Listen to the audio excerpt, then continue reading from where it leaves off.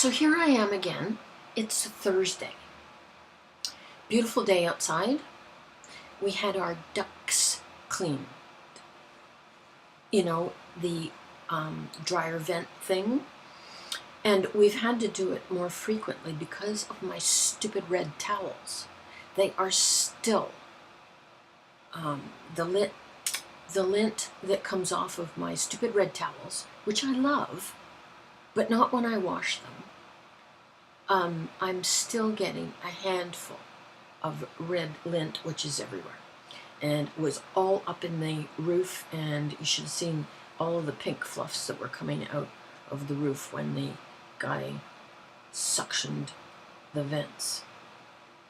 Suppose it's vacuumed the vents. Which brings me to another topic, the one that I was going to talk about yesterday, which Silver Scream Girl will already know this story because I wrote it to her in a comment.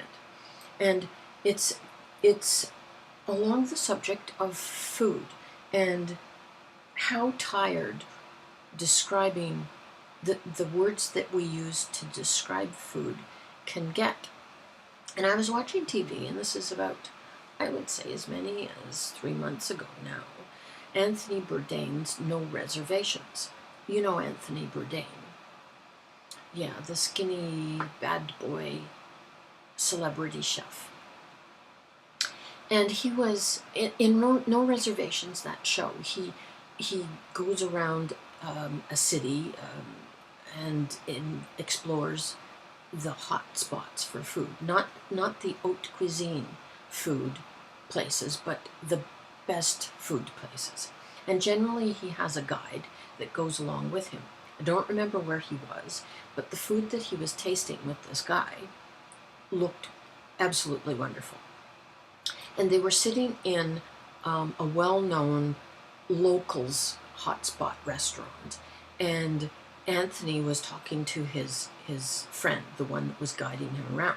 And his friend was a well-known food critic, big, large man who clearly enjoys his food. And they had ordered, and the food was on the table, and Anthony said to his friend, you know, you're the food, or the word expert. You're the one that can describe food so well, using words like luscious and exquisite and magnificent, etc. Even using the Gordon Ramsay popular word of stunning. And he said, I get tired of using the word exquisite all the time. You're the expert. What word for food, to describe food, would you use? Give me some good ones. And the guy that he was having his meal with had just stuffed a bunch of food into his mouth, was clearly enjoying and savoring this luscious mouthful of food, glorious food. And he looked at Anthony, and his mouth was clearly full. And you know, sometimes people, when they talk with food in their mouths, it's not an obscene thing. It makes you hungry because they clearly are enjoying whatever it is they're eating. And this guy was in that place. So as I said, he's a big guy. He's cramped in this little restaurant, and the food's all over the table in plates and serving dishes and whatnot. And he looks at Anthony, and Anthony's waiting. So Anthony asks his question about what word can I use instead of exquisite. I get sick of using it. And the food critic looks at him, and he's chewing, and 10-15 seconds go by, which is a long time on a TV show where nobody's talking. Anthony's waiting, we're all waiting, and the guy swallows a little bit, food's still in his mouth, and he talks around the food, and he says, serious deadpan, yummy. I thought that was precious. I seriously thought that was just wonderful, and every time now that I use the word yummy, that's what I think about. Another thing I want to talk about today is the plastic bag issue. And this one's for Mike, because I forgot to tell this story over the past couple of weeks. Toronto has recently banned the use of plastic bags. And for years now, Toronto has had a bylaw charging 5 cents for every plastic bag that a consumer says, I want to have a bag for. And you have to pay 5 cents. The 5 cents isn't collected by the government. The store doesn't need to send or forward that money to an environmental activist group. The store just collects the 5 cents. It is assumed that the store will use that 5 cents to clean the environment up. But they don't. And here in London, where I live, there are a number of stores.